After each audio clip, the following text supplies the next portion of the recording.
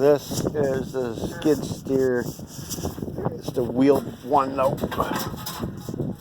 I primed it up here. This is the fuel system. Fuel in, fuel out to the engine. I cracked the bottom little valve on the filter to make sure I was getting fuel to it, which it was. A little bit of air was coming out of it though, but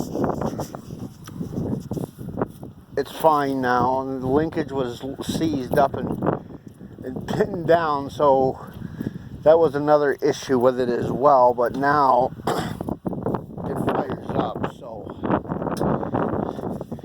people gotta stop fucking jamming on shit.